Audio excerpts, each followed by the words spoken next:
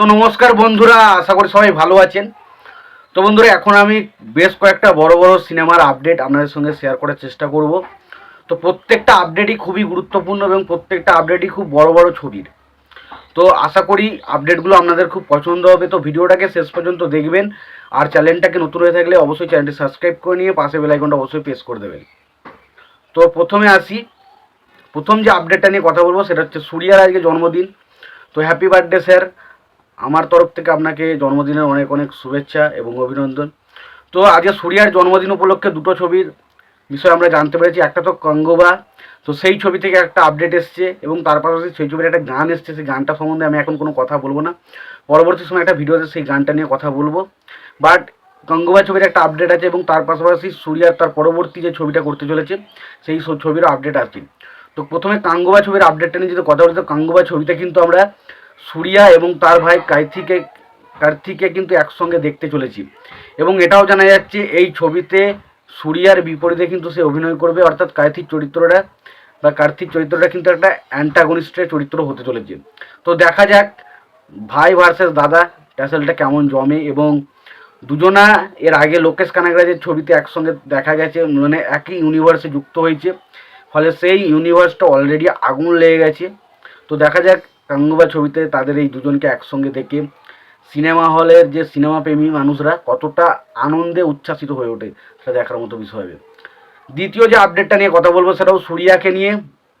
তো সূর্যা 44 বলে যে ছবিটা আসতে চলেছে, সেটা মিউজিক দিতে চলেছে সন্তোষ নারায়ণ এবং এটার পরিচালক হচ্ছেন কার্তিক সুবরাজ। তো কার্তিক সুবরাজের আমরা কিছুদিন আগেই জিগার থান্ডার ডবল এক্স দেখেছি, দারুণ একটা ছবি বানিয়েছে। তো তিনি কিন্তু হিরোকে দারুণভাবে প্রেজেন্ট করতে পারেন। তো এখানে সূর্যা তার একটা ছোট্ট অ্যানাউন্সমেন্ট টিজারের মাধ্যমে এটা জানানো হয়েছে তার জন্মদিন উপলক্ষে। সেখানে আমরা সূর্যাকে প্রথমে হাঁটতে দেখি একটা স্টাইলে, যেভাবে তার এন্ট্রিটা হয় সেটা দেখতে ঘ্যামা লাগে।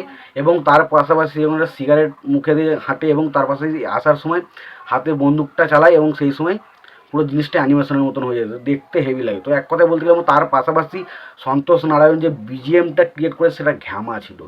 তো এক কথায় বলতে গেলে দারুণ, আমার অ্যানাউন্সমেন্ট টিজারটা দারুণ লেগেছে। তো দেখা যাক আলটিমেট ছবিটা যখন আসে তখন ছবিটা কত ভালো হয়। তো এই ছিল সূর্যাকে নিয়ে দুটো আপডেট। এবার আসি আমার পছন্দের একজন হিরো যার নাম হচ্ছে রামচরণ। তো রামচরণ এবং আমার পছন্দের একজন ডিরেক্টর এস শঙ্কর, তারা একসঙ্গে কোলাবোরেশন করতে চলেছে। আমরা জানি যে ছবিটার নাম হচ্ছে গেম চেঞ্জার। এবং শঙ্কর স্যারের ইন্ডিয়ান টু ছবি দেখে আমি প্রচণ্ড হতাশ হয়েছি, কারণ শঙ্কর স্যারের কাছ থেকে এরকম ধরনের ছবি আমি অন্তত কোনোদিন আশা করিনি। এবং শঙ্কর স্যার আমার খুবই পছন্দের একজন পরিচালক, কারণ আমার যদি টপ 3 মানে ডিরেক্টরের নাম বলতে হয় সেখানে শঙ্কর স্যারকে আমি অবশ্যই রাখি। তো তার ছবি আমার ইন্ডিয়ান টু কিন্তু খুব একটা পছন্দ হয়নি। তো দেখা যাক গেম চেঞ্জার ছবিটার মাধ্যমে আর কি রামচরণের গেম চেঞ্জার ছবির মাধ্যমে শঙ্কর স্যার কামব্যাক করতে পারে কিনা সেটা দেখার মতো বিষয় হবে।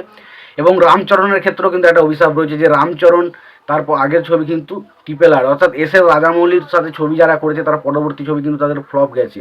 তো সেই অভিশাপটাকে কাটিয়ে উঠতে পারে কিনা সেটা দেখার মতো বিষয় হবে। এবং এর পাশাপাশি আর একটা অভিশাপ হয়েছে যে কোনো তেলেগু স্টারের সাথে যখন কোনো তামিল ডিরেক্টর কাজ করে তখন তাদের সেই ছবিটা কিন্তু বক্স অফিসে সফল হয় না।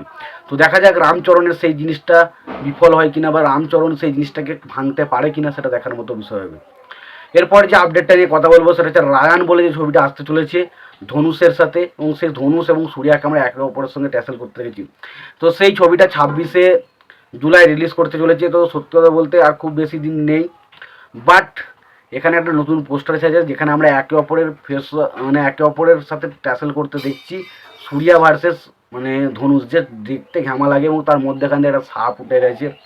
তো বুঝতে পারছেন চরিত্রটা কতটা ডেডলি হতে চলেছে। এবং তাদের পাশে যদি ভালো করে দেখেন সে পুরোটাই লাল কালারের পোস্টারটা বানানো হচ্ছে। তো বোঝা যাচ্ছে এখানে কিন্তু চরিত্রগুলো প্রচণ্ড প্রচণ্ড মানে কী বলবো খুকার চরিত্র কিন্তু হতে চলেছে। এবং ট্রেলারটা দেখে আমরা সেটা বুঝতে পেরেছিলাম। তো দেখা যাক ছবিটা কতটা মানুষকে আকৃষ্ট করতে পারে। লাস্ট যে আপডেটটা নিয়ে কথা বলা হচ্ছে অক্ষয় কুমারের ছবি খেল খেল মে। খেল খেল মে যে ছবিটা আসতে চলেছে 15ই আগস্ট। তো সেই ছবিতে অক্ষয় কুমারের পাশাপাশি তাপসী পান্নু সহ আরও বড় অনেক অভিনেতাকে আমরা দেখতে চলেছি। তো তার একটা মোশন পোস্টার ছেড়েছে। তো মোশন পোস্টারটা যে মিউজিকটা ব্যবহার করে সেটা বলবো না যে খুব খারাপ লেগেছে, বাট ভালো লেগেছে, কিন্তু খুব এক্সট্রা অর্ডিনারি কিছু লাগেনি। এবং পোস্টারটার মধ্যে আমরা একটা কয়েকটা মানুষকে একসঙ্গে এরকম আঙুলে দিয়ে বসে থাকতে দেখি। তো বোঝা যাচ্ছে একটা ফ্যামিলি এন্টারটেনমেন্টের ছবি হতে চলেছে এটা একটা।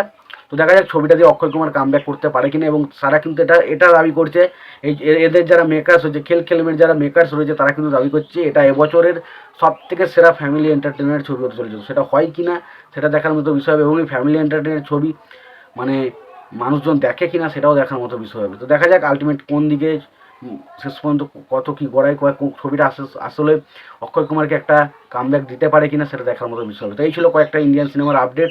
তো এই আপডেটগুলো তোমরা কতটা এক্সাইটেড অবশ্যই জানাতে পারো। তোমাদের যদি ভিডিওটি পছন্দ হয়ে থাকে লাইক কমেন্ট শেয়ার করতে ভুলো না। চ্যানেলটা যদি নতুন হয়ে থাকে অবশ্যই চ্যানেল সাবস্ক্রাইব করে দিয়ে পাশে বেল আইকনটা অবশ্যই প্রেস করে দিয়ে ভালো থেকে সুস্থ থেকে দেখা হচ্ছে পরে।